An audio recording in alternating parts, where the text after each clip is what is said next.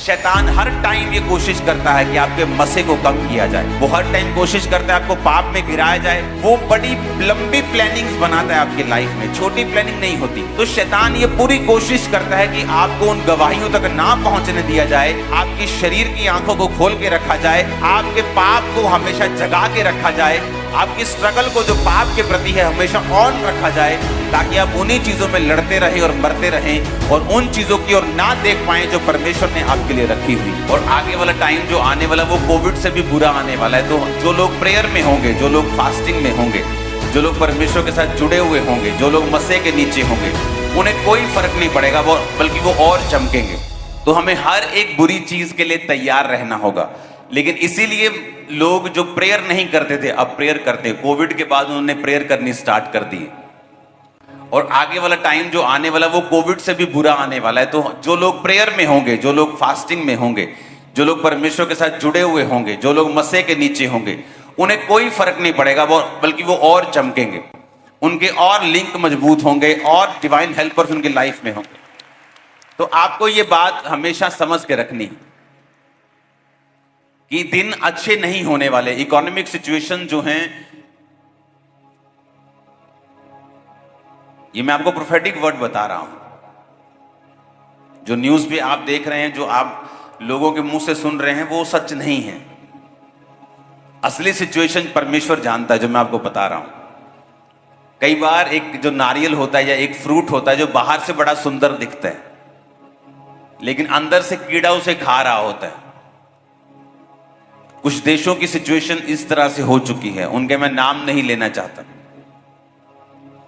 और वो पड़ोसी देशों की मैं बात नहीं कर रहा हूं। तो लगता है कि हमारी इकोनॉमी बड़ी अच्छी चल रही है, लेकिन जब नजर आएगा कुछ सालों के बाद तो एक गहरा क्राइसिस भी हम देखेंगे। तो कौन बचाए जाएंगे? जो परमेश्वर के वचन पे खड़े होंगे, जिनको मालूम होगा कि परमेश्वर के वचन पर रहकर हमने ब्लेसिंग ली थी, इसी के वचन पे खड़े रहकर हम ब्लेसिंग में बने रह सकते हैं और सुरक्षित रह सकते हैं। अकाल, सूखे, ये इजहाक और अब्राहम और उससे भी पहले के जमाने से पढ़ते आ रहे हैं।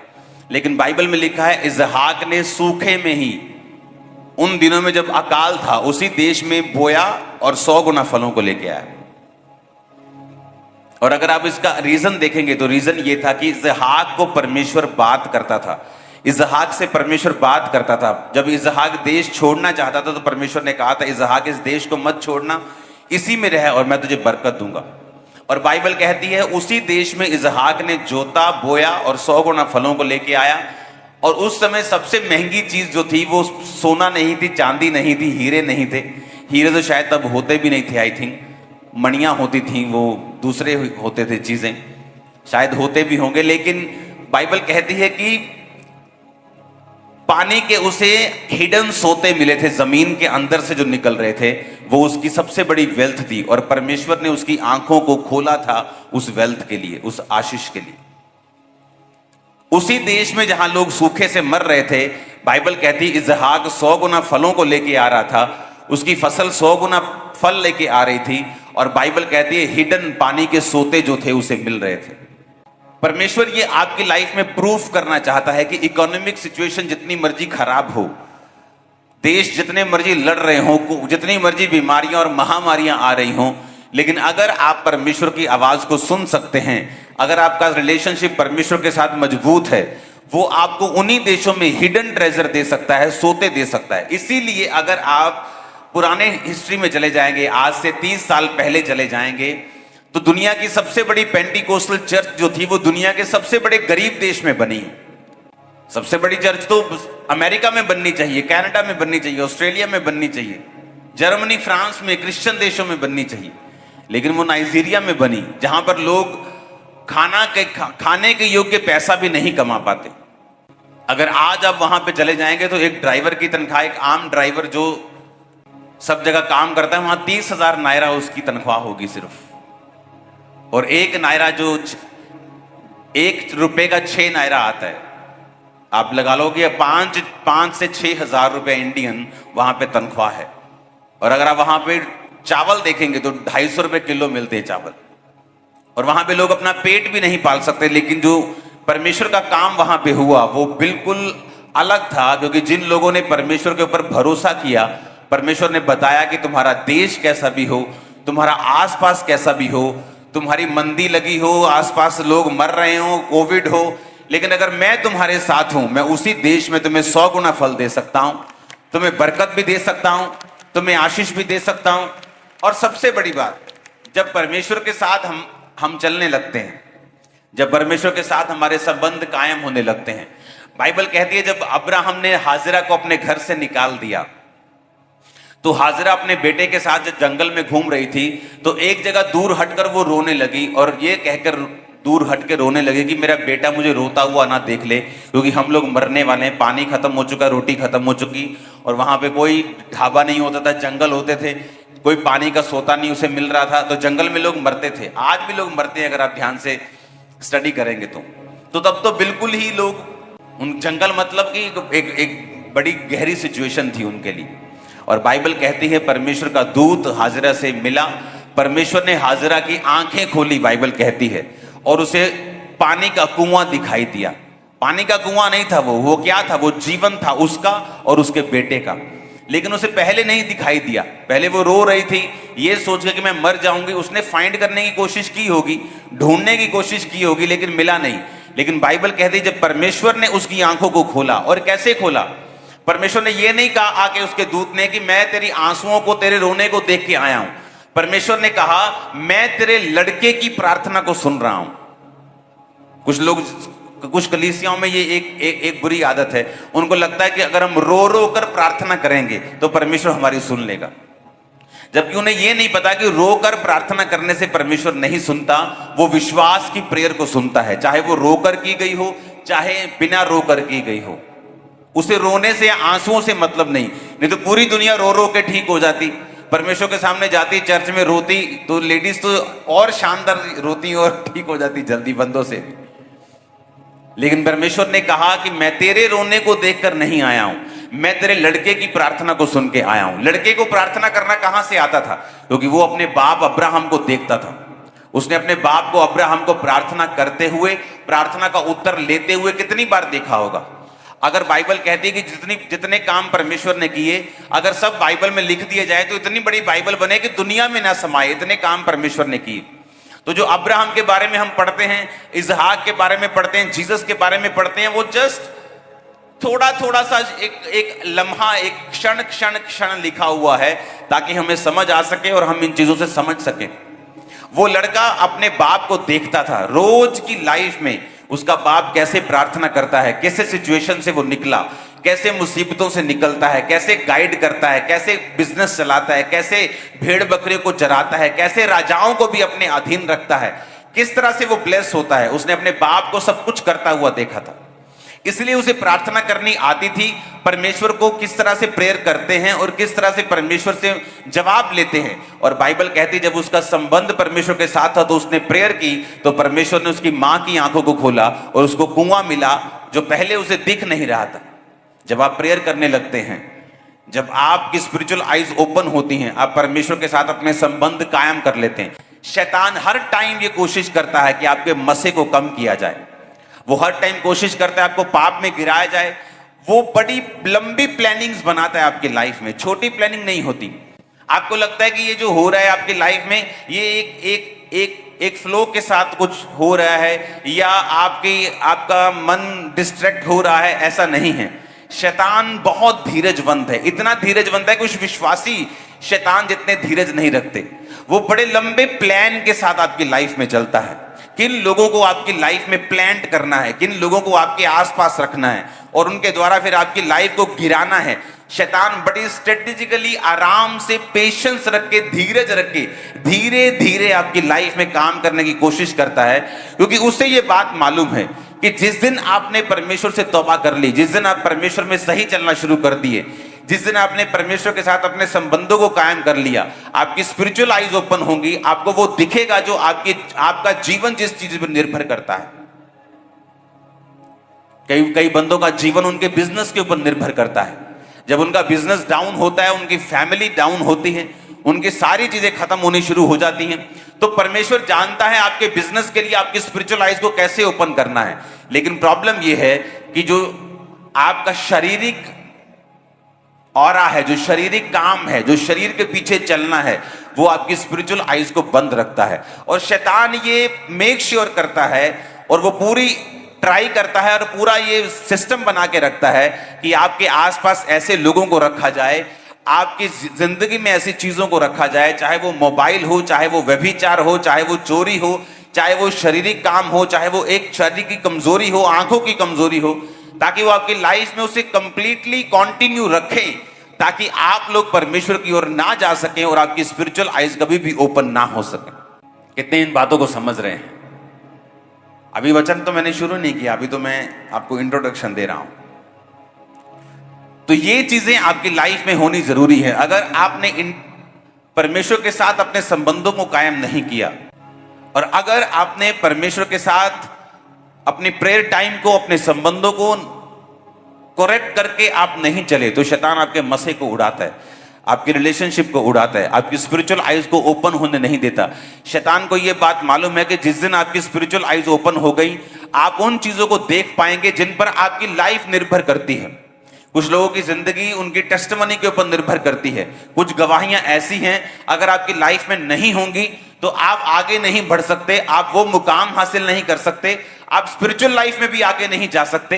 तो शैतान ये पूरी कोशिश करता है कि आपको उन गवाहियों तक ना पहुंचने दिया जाए, आपकी शरीर की आंखों को खोल के रखा जाए, आपके पाप को हमेशा जगा के रखा जाए, आपकी स्ट्रगल को जो पाप के प्रति है हमेशा ऑन रखा जाए, ताकि आप उन्हीं चीजों में लड़ते रहें और मरते रहें और उन चीजों की ओर ना देख पाएं जो परमेश्वर ने आपके लिए रखी हुई है। Hallelujah, hallelujah. यूथ बोलता है कि हमें व्यभिचार के अटैक होते हैं, तो शायद शादी के बाद हम ठीक हो जाएंगे। आप अगर अभी व्यभिचार के नीचे हैं और व्यभिचार में गिरते हैं, जब आपकी मैरिज हो जाएगी उसके बाद भी आप इस स्पिरिट से फ्री नहीं हो पाएंगे। मैं आपको बता रहा हूं, पाप एक स्पिरिट है। अगर आज आप फ्री हैं, आप कल भी फ्री हैं। अगर शादी से पहले आप फ्री हैं, उसके बाद भी आप फ्री हैं। ये शैतान की सब चालें हैं। तू जवान है, तू कुंवारा है, ऐसा कुछ भी नहीं है।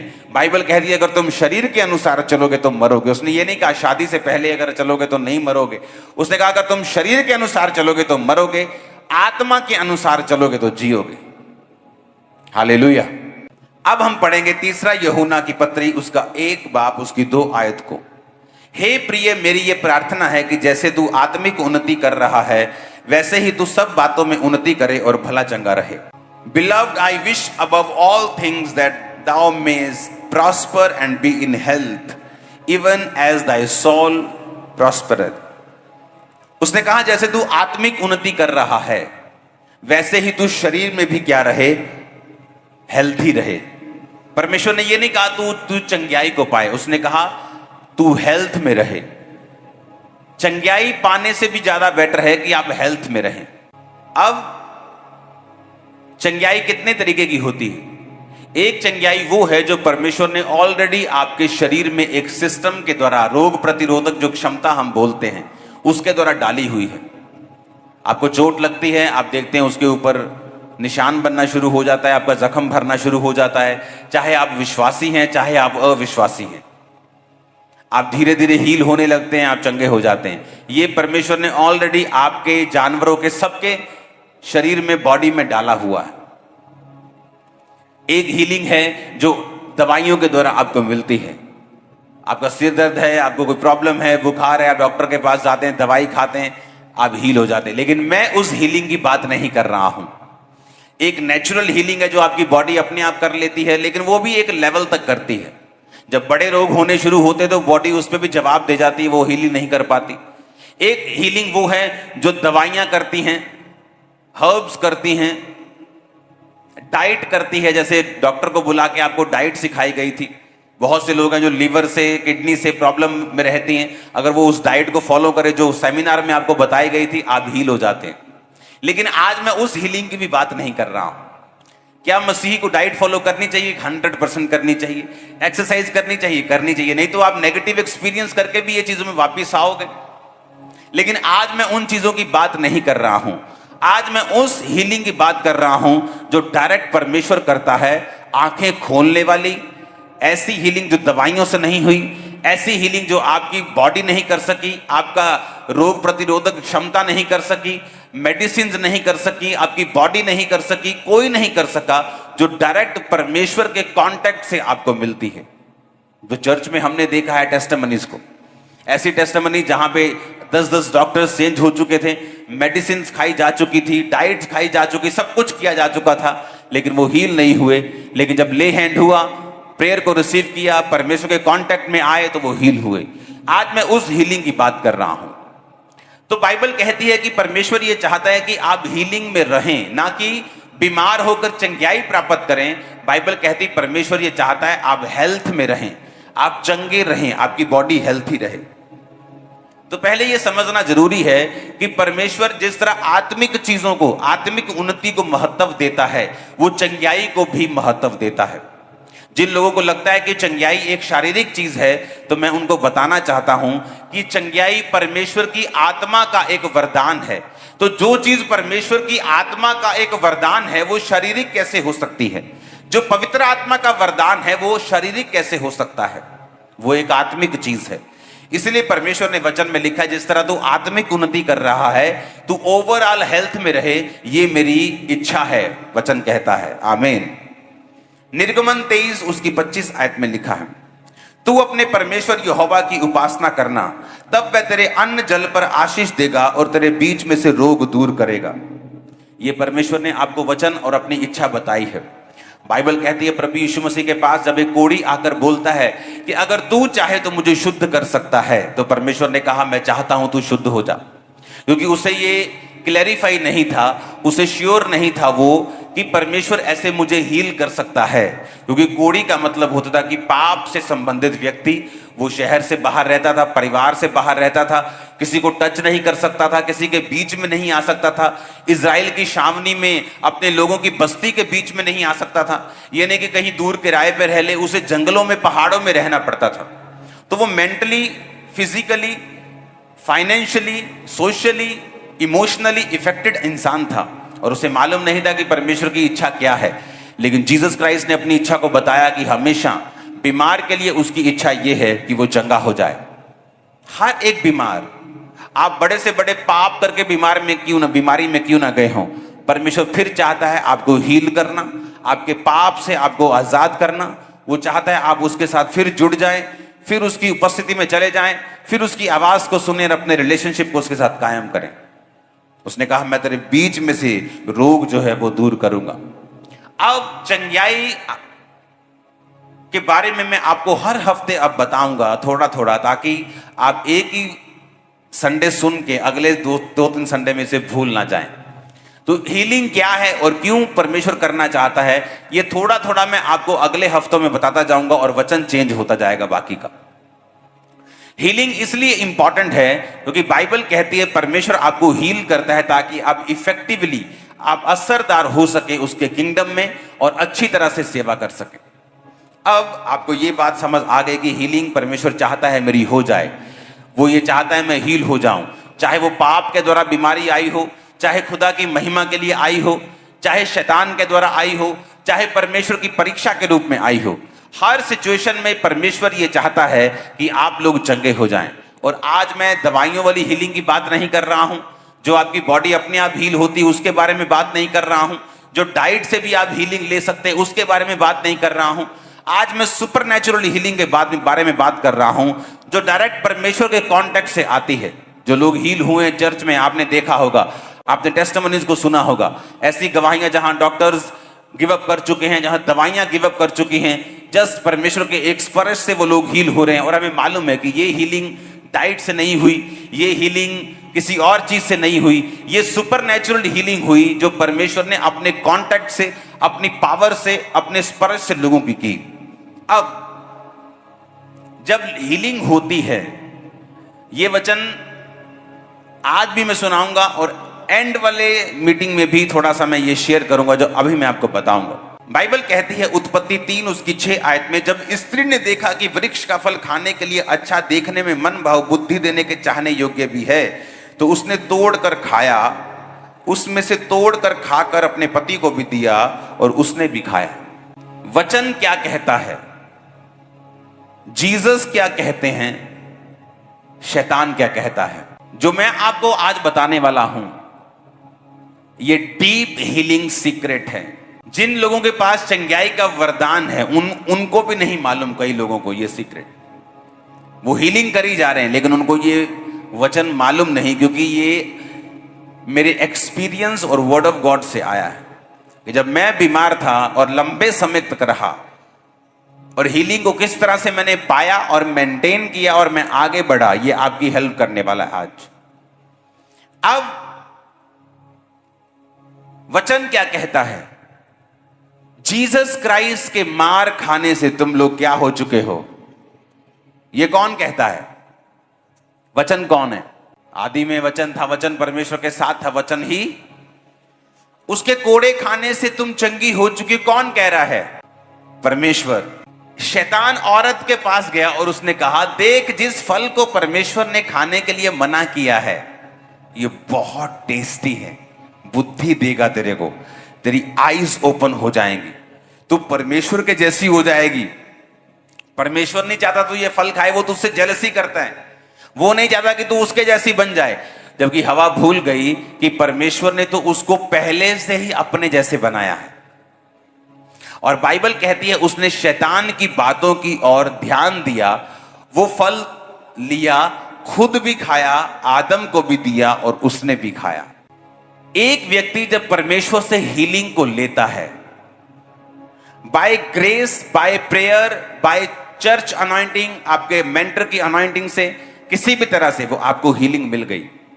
और ये ऐसा विषय है, अगर मैं इसे शेयर नहीं करूंगा, शैतान आपकी लाइफ में गेम्स खेलने की कोशिश करे। शैतान की आदत है जो आपको मिल गया उसे चुराना, घात करना और नष्ट करना। मोस्टली जब आप लोग हील होते हैं, क्योंकि जब आप लोग इस वचन को सुनेंगे, और क्रूसेड के बाद जो थर्सडे आएगा मैं चर्च में हूंगा और संडे भी, आप इस हीलिंग के वर्ड को सुनेंगे तो बहुत से लोग हील होंगे। लेकिन जब आप लोग हील होते हैं तो शैतान आपके पीछे लगता है। वो हर उस चीज के पीछे है जहां परमेश्वर डायरेक्ट काम करता है, या जहां पर परमेश्वर का प्रूफ लोगों को मिलता है कि वो जीवित परमेश्वर है। 2004 में जब मेरे पे पहली प्रेयर हुई तो मुझे एक झटका लगा और मुझे मालूम हो गया कि अगर कोई मुझे हील कर सकता है तो वो परमेश्वर ही है। जब सालों महीनों में दवाई खा के देख चुका था, ब्रेन के डॉक्टर्स के पास जाके, जगहों के पास जाके, जहां जहां मुझे घमंड था उन सब जगहों में जाके मैं देख चुका था, और मुझे पहली प्रेयर में हीलिंग तो नहीं मिली, लेकिन एक हीलिंग स्पर्श मुझे मिला और मुझे समझ आ गई थी कि परमेश्वर मुझे हील करने की ताकत और सामर्थ्य को रखता है। और उसके बाद जब परमेश्वर की आत्मा ने मुझे मेहनत करने के लिए बोला, सेल्फ डिलीवरेंस के लिए बोला, और मैं फास्टिंग करने लगा, प्रेयर करने लगा और परमेश्वर में चलने लगा, तो परमेश्वर ने सबसे पहले जो मुझे आजाद किया, एक अजीब सा मेंटली अपसेट के अटैक में एक मुझे फीलिंग होती थी जो आप डॉक्टर को भी नहीं समझा सकते, आपको नहीं समझाया जा सकता, लेकिन वो अजीब किस्म की फीलिंग थी जो किसी दवाई से हील नहीं हुई थी। और जो सबसे डिस्टर्ब मुझे रखती थी वो वही चीज थी जो मेरे माइंड में और मेरी पूरी बॉडी में एक ऐसी चीज होती थी जो एक्सप्लेन नहीं की जा सकती, मैं बता भी नहीं सकता। बताना चाहूं तो कि मैं क्या बताऊं, मैं बता नहीं सकता, मतलब शब्दों में। ओके, तो वो हीलिंग जो थी वो परमेश्वर ने मेरी लाइफ में की। जब मैं परमेश्वर में आया उसके 1 साल के अंदर अंदर एक डिप्रेशन से हीलिंग थी जो अभी नहीं मिली थी, लेकिन एक अजीब सी दुष्ट आत्मा की, या कह लो, या एक डिप्रेशन की एक फीलिंग थी, एक पागलपन की, जो परमेश्वर ने मेरी हील की थी। अब जब शैतान देखता है कि आपको परमेश्वर ने हील किया है, मैं आपको बता रहा हूं, अगर आपने ये वचन सुना, आपकी हीलिंग कभी लॉस्ट नहीं होगी, आप कभी गवा नहीं पाएंगे अपनी हीलिंग को, हमेशा बनी रहेगी। अब जब एक व्यक्ति या एक औरत, एक मर्द, एक औरत परमेश्वर से हीलिंग लेता है, आपको यह बात समझ आनी चाहिए कि अगर परमेश्वर ने आपको वो हीलिंग दी है तो शैतान पूरी कोशिश करेगा उस हीलिंग को वापस लेने की। कभी कभी क्या होता है, जब मैंने वो हीलिंग ली, जब मैंने परमेश्वर से वो चंगाई ली, तो कई बार ऐसा होता था, कई बार जब मैं प्रेयर मेरी कम हो जाती थी या और चीजें मेरी लाइफ में होती थी, शक आ गया, अभी नया नया था परमेश्वर में कि क्या सचमुच परमेश्वर, अगर ये परमेश्वर तो बाकी कौन है, बाकी परमेश्वर नहीं है तो वो कौन है, वो इस तरह की चीजें फाइट चलती थी मेरे माइंड में। तो जब कई बार शैतान काम करने की कोशिश, डाउट डालने की कोशिश करता था, मेरे सारे वो सिम्टम्स, सारे लक्षण बीमारी के वापिस आना शुरू हो जाते थे। और शैतान मुझसे फाइट करता था कि तू हील नहीं हुआ है, तू चंगा नहीं हुआ है, तुझे सिर्फ गलती लगी है, तू जोश जोश में गवाही दे रहा है, तू हील नहीं हुआ है। देख सारे सिम्टम्स वापिस आ रहे हैं, देख सारे लक्षण बीमारी के वापिस आ रहे हैं। और अगर आप क्रिश्चियन, रियल क्रिश्चियन हैं तो ये आपके साथ होगा। अगर परमेश्वर ने आपको हील किया है तो शैतान ये आपके साथ करेगा। तो जब लक्षण वापिस आने लगते थे तो मैं वचन की नॉलेज रखता था, क्योंकि वचन में बहुत पढ़ता था। इसलिए नहीं कि प्रभु से प्यार था, इसलिए कि परमेश्वर ने वचन पढ़ना मुझे दुष्ट आत्मा के अटैक्स के कारण सिखा दिया था। 3-3 घंटे, 6-6 घंटे, 8-8 घंटे टेरिस पे रह के मैं वचन को पढ़ता था। तो जब शैतान उन लक्षणों के साथ वापिस आता था तो परमेश्वर की आत्मा मुझसे बोलती थी कि अब शैतान वही कर रहा है जो उसने हवा के साथ किया था। अब हवा को या तो उस चीज पे यकीन करना है जो वो फील कर रही है, जो वो देख रही है, जो महसूस कर रही है, या उस चीज के ऊपर जो परमेश्वर ने कही थी कि मैंने तुझे अपनी समानता में बनाया है। या तो हवा इस चीज पे यकीन करे जो शैतान कह रहा है कि फल देखने में बड़ा मन भाव है, बुद्धि देने के चाहने योग्य भी है, टेस्टी भी है, परमेश्वर तो उससे जेलसी करता है। या तो वो अपनी फीलिंग्स के अनुसार चले और फल खा ले और मरे और अपनी चंगाई को, रिलेशनशिप को गवा दे, या तो वो वचनों के अनुसार चले जो परमेश्वर ने उससे कहे थे। तो परमेश्वर ने मुझे बताया कि शैतान तेरी लाइफ में अब वो चुराने के लिए आया है जो मैंने तुझे दिया है। और अगर आपको परमेश्वर के द्वारा दी गई हीलिंग को संभालना है तो दुनिया की एक ही वस्तु है जो उसे संभाल सकती है, वो है आपका विश्वास। अगर आप विश्वास, कौन सा विश्वास? एक विश्वास है कि परमेश्वर ने आपको छुआ, बीमारी चलेगी, आपको विश्वास हो गया। एक विश्वास यह है कि जब उस बीमारी के लक्षण वापिस आ रहे हैं तब परमेश्वर देखता है आपका विश्वास कहां है। क्योंकि शैतान को पता है एक इंसान जब फीलिंग्स का फॉलो करने लगता है, पीछा करने लगता है, जब अपने महसूस जो उसको हो रहा है उसका पीछा करने लगता है, वो मौत की ओर जाता है। संसारिक प्यार क्या है? एक फीलिंग। चोरी फीलिंग, व्यभिचार एक फीलिंग, डर एक फीलिंग, अविश्वास, शक एक फीलिंग। इसलिए जीसस क्राइस्ट ने कहा अगर तुम फीलिंग्स के अनुसार चलोगे तो क्या होगा? तुम मरोगे। तो तब परमेश्वर ने मुझे सिखाया कि अगर तुझे ये मेंटेन करना है और जो मैंने तुझे दिया है तुझे लेना है, तुझे कन्फेस करना पड़ेगा अपने मुंह से, दिमाग में नहीं। दिमाग में फाइट कभी मत करो शैतान से, ये मैं आपको सीक्रेट दे रहा हूं। जब शैतान आपके साथ लड़ रहा हो, आपको डिस्टर्ब कर रहा हो, कभी भी दिमाग में उसके साथ फाइट ना करो, दिमाग में कभी शैतान से बात मत करो। इसलिए बाइबल कहती है उद्धार के लिए मुंह से अंगीकार किया जाता है। जब तुम मुंह से अंगीकार करोगे तो तुम अपने उद्धार को पाओगे भी और उसे मेंटेन भी करोगे। अगर आपने पैसों से गाड़ी ली है तो पैसों से ही मेंटेन होगी। आपने गाड़ी पैसों से ली है, लेकिन वो ऐसा नहीं कहता आते वक्त 10 किलो मिट्टी ले आना तो सर्विस कर दूंगा। तो सर्विस के टाइम पे पैसा लगता है, बाय करने के टाइम में, खरीदने के टाइम पर भी पैसा लगता है। तो हीलिंग लेने में भी विश्वास चाहिए और उसको मेंटेन करने में भी विश्वास चाहिए।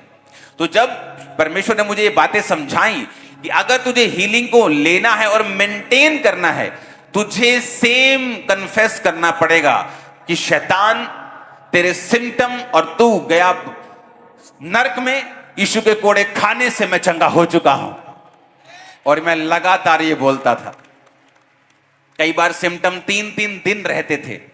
चंगाई लेने के बाद, गवाही देने के बाद, आप इमेजिन करो शैतान किस तरह मुझसे लड़ता था, क्योंकि उसे आप लोग नजर आते होंगे कि ये इन लोगों को बचाएगा फ्यूचर में।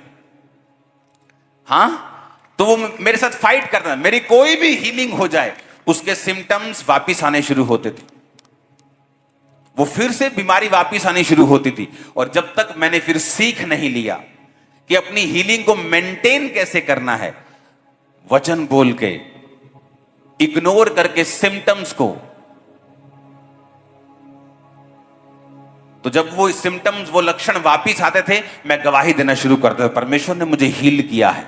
उसके कोड़े, और अंदर मैं अंगीकार करता था, उसके कोड़े खाने से मैं चंगा हो चुका हूं। शैतान तू भी झूठा, तेरे लक्षण भी झूठे, चल भाग जा यीशु मसीह के नाम में। और लगातार मैं ये करता था। और देखो हुआ क्या, जब शैतान को ये बात समझ आ गई कि मैं उसके झूठ के ऊपर यकीन नहीं करने वाला, वो बीमारी के लक्षण पिछले 15 साल से कभी वापस नहीं आए, लक्षण भी वापस नहीं आए, और मैं कंप्लीटली हील हुआ। एक औरत थी, परमेश्वर ने उसे हील किया। जब उसे हील किया तो उसके आसपास जो क्रिश्चियन लोग थे वो इतने अच्छे नहीं थे। तो जब थोड़े दिन बाद उसकी बीमारी का लक्षण वापस आया तो वो घबरा गई। उसने कहा ये क्या हुआ, मैं तो ठीक हो गई थी। तो जब उसने अपने क्रिश्चियन लोगों से बात की, कोई कहने लगा ओ परमेश्वर दूसरे लोगों को हील करता है, वो क्रिश्चियन लोगों को हील नहीं करता, और सब नेगेटिव बातें उसे बोलने लगे। ओ तेरी बीमारी वापस आ गई। और वो लेडी वचन में पक्की नहीं थी, और सारी बीमारी के सिम्टम जब वापिस आए और उसने अंगीकार नहीं किया और विश्वास में नहीं रही, वो बीमारी फिर उसकी लाइफ में एंटर कर गई। इसलिए मैं कहता हूं पॉसिबल है एक व्यक्ति का बीमार होने के बाद, चंगे होने के बाद फिर बीमार होना। अगर इसीलिए कहा जाता है कि अगर आपने चर्च में आके हीलिंग को लिया है, आप चर्च में रहकर भी उसे मेंटेन भी कर सकते हो, क्योंकि उसके बाद शैतान चुराने के लिए आएगा, अटैक करने के लिए आएगा। और आपको वचन मालूम होना चाहिए, संगति में आपको रहना पड़ेगा, आपको अंगीकार करना पड़ेगा, और फिर आप वो हीलिंग को परमानेंट अपनी लाइफ में देखते हैं। सब जनों से कई बार ऐसा नहीं होता, या सब बीमारियों में ऐसा नहीं होता, लेकिन शैतान ऐसा करने की कोशिश करता है उन लोगों की, खासकर लाइफ में जिनके जीवन में परमेश्वर की बड़ी योजना है। कितने मेरी बातों को समझ रहे हैं? ये बात मैं आपको इसलिए सिखा रहा हूं ताकि जब आपकी आज से हीलिंग प्रेयर स्टार्ट हो, अगले कुछ मीटिंग्स में लगातार इसके विषय में बात जब मैं करूं, तो आपका बेस मजबूत हो कि आप जब लेके जाएं अपनी हीलिंग को, आप विश्वास के शब्दों को बोलकर, विश्वास में अड़े और खड़े रहकर आप इसे पकड़ सके, मेंटेन कर सके, और फिर ये परमानेंट आपकी लाइफ में चलेगी। आपके बच्चे, आपकी जनरेशन, आपके पोते पड़पोते इसको सुनेंगे इन जीसस ने। हालेलुया। तो अब आपको ये बात हमेशा याद रखनी है, या तो आप अपनी फीलिंग के अनुसार चलो, जो लक्षण आपको महसूस हो रहे हैं, वो सिर दर्द फिर आ गया, तो या तो आप परमेश्वर के वचन के अनुसार चलो। तो आपको यह मालूम होना चाहिए, आपकी फीलिंग्स आपको धोखा देती हैं, शैतान आपको धोखा देता है, लेकिन परमेश्वर का वचन आपको कभी भी धोखा नहीं देता। नेवर। वो ताया हुआ लिखा है, लिखा उसको सिद्ध किया हुआ है, वो ट्राई किया हुआ है, वो ताया हुआ है, वो परखा हुआ है, वो वचन कभी फेल नहीं होता। और शैतान को ये बात मालूम है, इसलिए बहुत से लोग जो फीलिंग्स के अनुसार चलते हैं, आज उन्हें फील होता है कि प्रभु की प्रेजेंस उनकी लाइफ में है, कल उन्हें फील नहीं होगा। आज उन्हें फील होता है कि आज घर जाके प्रेयर करनी है, परसों उन्हें फील नहीं होगा। लेकिन जो विश्वासी फीलिंग से हट के चलना जानते हैं, उन्हें फील हो प्रेयर करने के लिए तब भी वो प्रेयर करते हैं, उन्हें फील ना हो तो भी वो प्रेयर करते हैं, उन्हें महसूस हो परमेश्वर उनके साथ है तो भी वो परमेश्वर की प्रशंसा करते हैं, आराधना करते हैं, चर्च में आते हैं, उन्हें फील ना हो तो भी वो आते हैं। उन्हें ये मालूम है फीलिंग का कोई लेना देना नहीं। फीलिंग आज ऊपर है, कल नीचे, कल आपको लगेगा कि आप दुनिया के सबसे अनॉइंटेड है, परसों आपको लगेगा आप खाली हैं। तो फीलिंग से नहीं, अगर आप में मसा है तो है, अगर विश्वास है तो है, हीलिंग पा ली है तो पा ली है, दैट्स इट। फीलिंग क्या कहती है? अगर आप इसके पीछे लगे आप धोखा खाएंगे। और शैतान किसको यूज करता है? आपकी फीलिंग्स को। इसलिए बाइबल कहती है अपनी फीलिंग के अनुसार नहीं, वचन के अनुसार चलो। इसलिए बाइबल कहती है रिन्यू योर माइंड। माइंड का मतलब है अपनी फीलिंग्स, क्योंकि माइंड में फीलिंग्स आती हैं। तो परमेश्वर ने कहा वचन के अनुसार अपने माइंड को रिन्यू करते जाओ, नया करते जाओ, वचन इसमें भरते जाओ। अब तुम वैसे नहीं हो जैसे पहले थे। हालेलुया। और मैंने अपनी हीलिंग्स को मेंटेन करना सीखा। उसको परमानेंट कैसे किया जाता है मैंने उसे सीखा। परमेश्वर ने एक बार मुझे हील तो कर दिया, लेकिन उसे मेंटेन फिर मैंने अपने वचनों से, परमेश्वर के वचन बोल बोलकर अपने मुंह से फिर मैंने उसे मेंटेन किया। कितने समझ रहे हैं? अगर विश्वास आपका हिला, आपकी हीलिंग हिलेगी। अगर उस शैतान ने आपके बिलीव को हटाया, हिलाया, आपकी हीलिंग और डिलीवरेंस हिलेगी। अगर आपका बिलीव बना हुआ है और खड़ा हुआ है कि आप अपने सिम्टम्स की ओर ध्यान नहीं दे रहे हो, आप अंगीकार कर रहे हो, आप प्रेयर कर रहे हो, आप आगे बढ़ रहे हो, शैतान कभी भी आपसे वो चीजें छीन नहीं पाएगा। नेवर। उसे आपका साथ चाहिए अगर वो उसे छीनना है तो। जब मेरे मुंह से नहीं निकला कभी भी कि बीमारी वापस आ गई, वो कभी वापस नहीं आई। शैतान ने जानबूझ के हिलाने की कोशिश की ताकि मैं शक में चला जाऊं, लेकिन जब मुझे मालूम था कि ये शैतान की एक चाल है, वो कभी वापस नहीं आई। वो आपसे फाइट करता है, वो लड़ता है। उसे ये चाहिए कि जो आपके पास है, जो आपको परमेश्वर ने दिया है, उसे वो वापस छीने, वापस ले आपसे, और उसके लिए वो शक का यूज करेगा, पाप का यूज करेगा। लेकिन आपको अपने विश्वास को, विश्वास के शब्दों को, अंगीकार को कायम रखना होगा। या तो बीमारी गिव अप करेगी या आप गिव अप करेंगे, या तो वो जाएगी या आपका विश्वास जाएगा। ये युद्ध है, युद्ध। देखा कभी युद्ध होते हुए? या तो दूसरा ढेर या तुम ढेर। तो तुम्हें ढेर करना होगा बीमारी को और लड़ना होगा। जब लड़ाई होती है, चाहे छोटा देश क्यों ना हो, लड़ाई लड़ाई की तरह ही होती है, फाइट पूरी चलती है, जिंदगी मौत का सवाल होता है। उसी तरह जो शैतान आपसे लड़ता है, आपको मालूम होना चाहिए कि ये फाइट है। फाइट आसान नहीं होती, फाइट डिस्कंफर्ट में लेके जाती है। फाइट कभी भी इजी नहीं होती, फाइट ही होती है। लेकिन परमेश्वर ने एक वायदा किया है कि जब तू लड़ेगा तू जीतेगा, ये वायदा है। उसने ये नहीं कहा तू अपनी ताकत से जीतेगा, उसने कहा तू सिर्फ लड़ेगा, जिताऊंगा तुझे मैं। तू अंगीकार नहीं छोड़ेगा, तू प्रेयर नहीं छोड़ेगा, तू अंगीकार करना नहीं छोड़ेगा, तू अपने विश्वास के शब्दों को नहीं छोड़ेगा, तू अपने विश्वास से पीछे नहीं हटेगा, तू जीतेगा। That's it. उसके बाद देखेंगे प्रभु रास्ता खोलेगा। आप एक दिन उठेंगे, सिम्टम गायब हो चुके होंगे। आप एक दिन उठेंगे, देखेंगे कि वो कहां चली गई बीमारी जो पिछले 3 दिन से मुझे दोबारा तंग कर रही थी, वो फिनिश हो चुकी। और जब आप पक्के हो जाएंगे, शैतान को मालूम है पक्का हो गया बंदा, ये इन चीजों से नहीं हिलता, फिर वो दूसरी चीजों को यूज करना शुरू करेगा, ये चीज से हट जाएगा। उसे मालूम है ये बंदा हिलने वाला नहीं, ये अंगीकार छोड़ेगा नहीं, मेरा टाइम वेस्ट होगा। तो इसलिए वो जब एक आदमी विश्वास में बढ़ जाता है, फिर वो वैसे गेम्स उसके साथ खेलना बंद कर देता है जो आम विश्वासियों के साथ खेलता है। जो मेरे साथ वो पहले 2 साल में खेलता था, अब वो नहीं खेलता। उसे मालूम है उस गेम्स में जीत जाता हूं उससे। हालेलुया।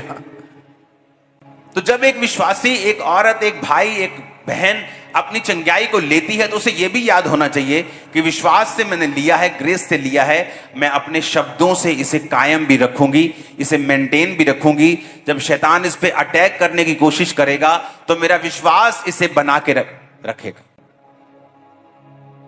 हालेलुया। ऊंची आवाज में हालेलुया बोलो।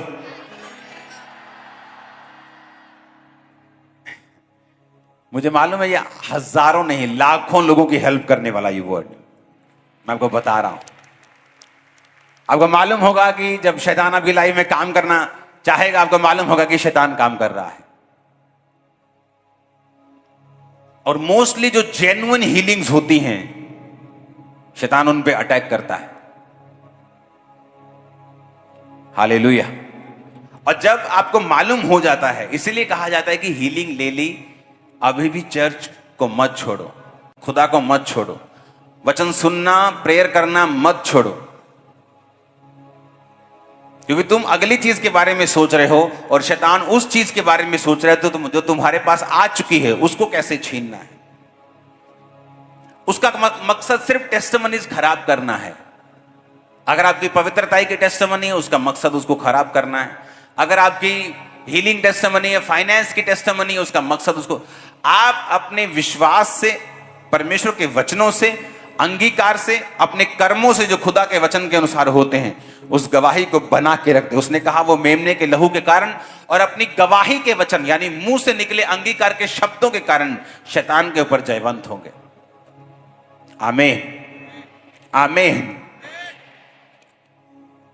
और जब आपको लड़ना आ जाएगा, आपको जीतना भी आ जाएगा, फिर आप देखेंगे शैतान कुछ नहीं कर पा रहा।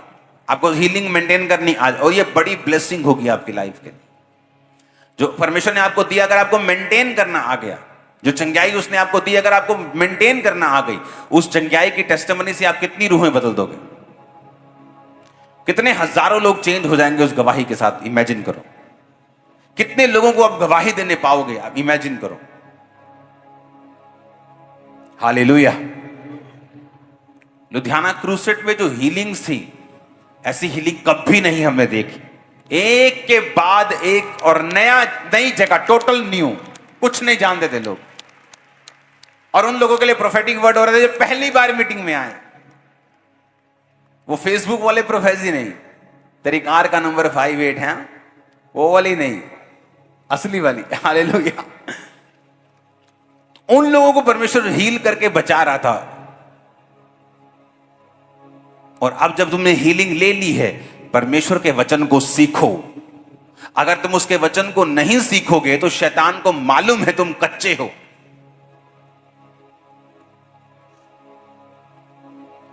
आप शरीर में जितने मर्जी फिट हो, आप आम बंदे से लड़ सकते हो, लेकिन कराटे वाले बंदे से नहीं लड़ सकते, चाहे वो आपसे आधा हो,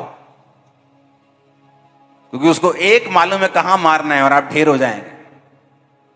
तो अगर शैतान को कराटे आते हैं तो आपको सीखने पड़ेंगे, और जब आप सीख लेंगे वो आपकी जूती के नीचे होगा।